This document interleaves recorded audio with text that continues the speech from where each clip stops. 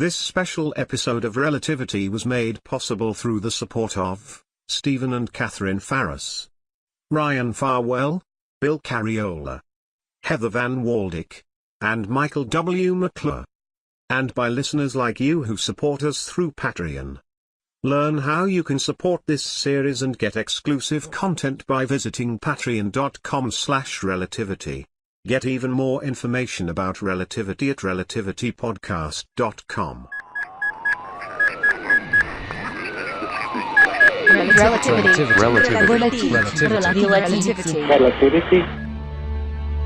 Relativity. Special episode 30 beta. The day Peter went outside.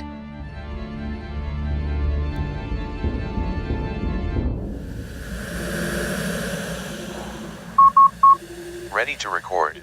Please begin by identifying yourself with last name, then first name, then title. Miblin, Peter Vincent, NPRT. Please do not abbreviate or use colloquial designations.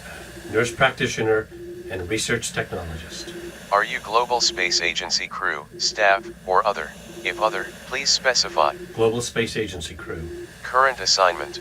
Spaceship Konieczny. Bound for the New World with mankind's last hope. Log folder created for Miblin, Peter. Time coding automatic. Ready to record. Where to begin? Well, I'm at the ship's rear airlock, getting ready to try something I've never... I started to say never done before. I've never even had a nightmare where I did this, but I'm doing it. I'm going to do this because I believe with all my heart that this is the right thing to do. I'm not going to lie, I'm very, very proud of the work I've done. I figured out a method for creating confusion in our ever-watchful ship's computer.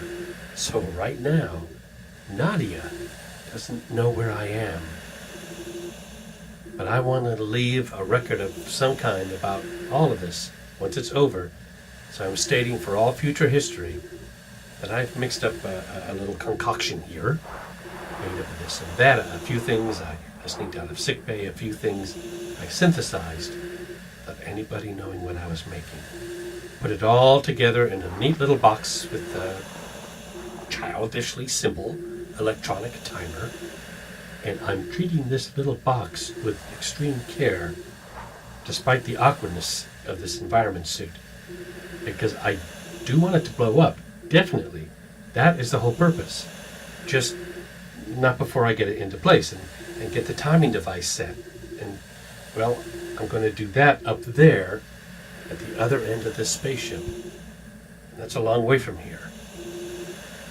A very, very long way from here. And then I have to get back all the way back here before the timer goes off because I have, well, one or two other things to do before the actual detonation occurs. So that's why I'm back here and why I'm in one of the few environment suits and back at this airlock. Because I do want a full record of my whole, the way I thought of all of this out. You see, I know I could never do the handover crawl along the hole, not all that distance. And back here in the maintenance and repair shop, there is this personal propulsion unit. And what you're supposed to do is strap it on yourself, which I'm doing now. Get this thing on my back. And strap it all on in the right places. The truth is, you're supposed to have someone do this for you, but I can... Yeah, okay. Locking this on here, and this here, yeah. So, once it's all set, I should be able to just open this airlock and step inside and cycle the hatches and just start the propulsion unit running, and then step outside into space and let it push me all the way forward, all the way up to the very prow of the ship. And the time to do it is now, because all my crewmates think I'm in my quarters, asleep, and the ship itself, Nadia, doesn't know where I am. Well, I think if I stand here thinking about it too long, I might change my mind. So I'm just going to do it. Now I'm inside, so I just close the inner hatch and make sure that all goes as it should. And the airlock should decompress, so there it goes.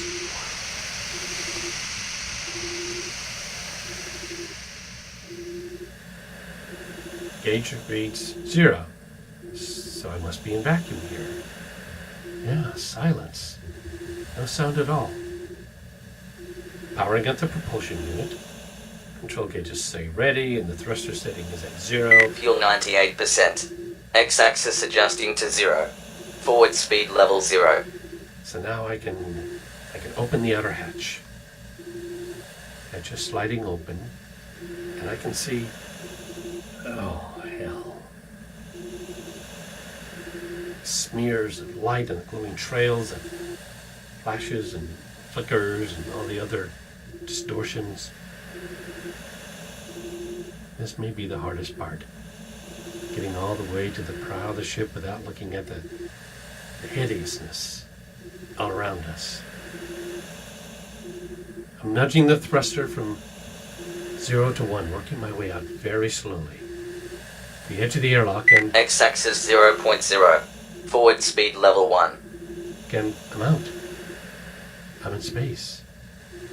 Trying to look at the whole of the ship and not at anything else.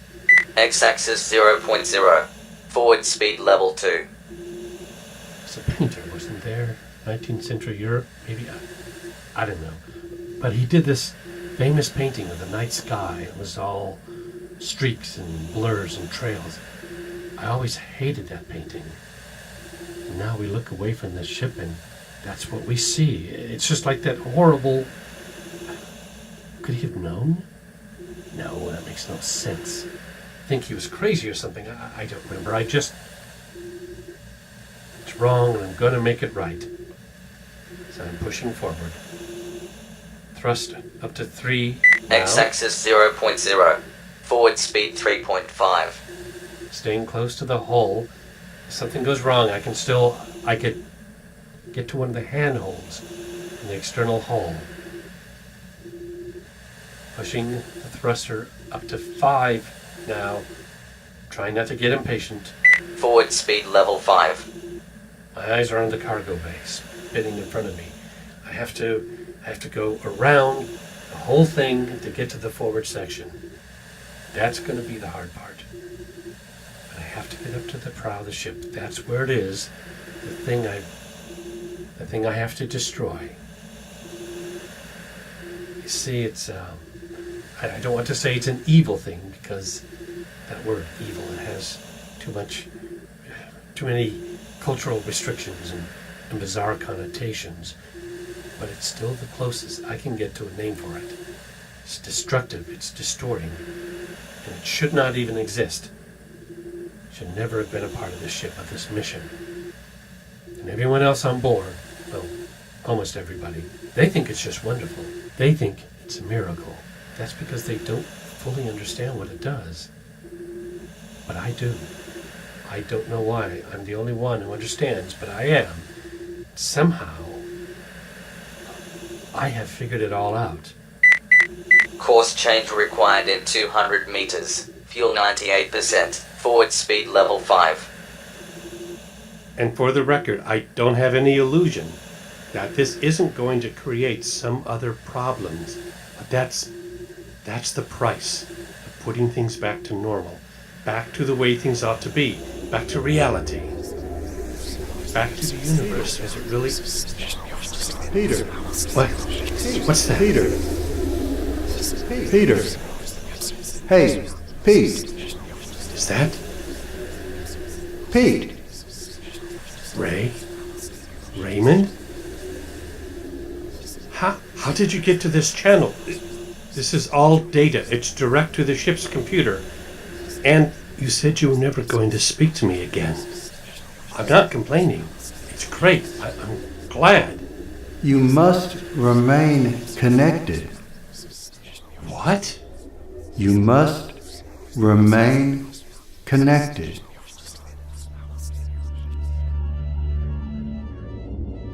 Relativity.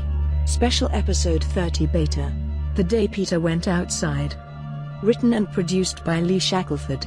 Starring Sean Michael McCord as Peter Miblin. Featured also in this episode was Kyle Jones as Raymond. Find out much more about the series, including ways you can subscribe, hear past episodes, like us on social media, and get exclusive content, all on our website at relativitypodcast.com. Relativity.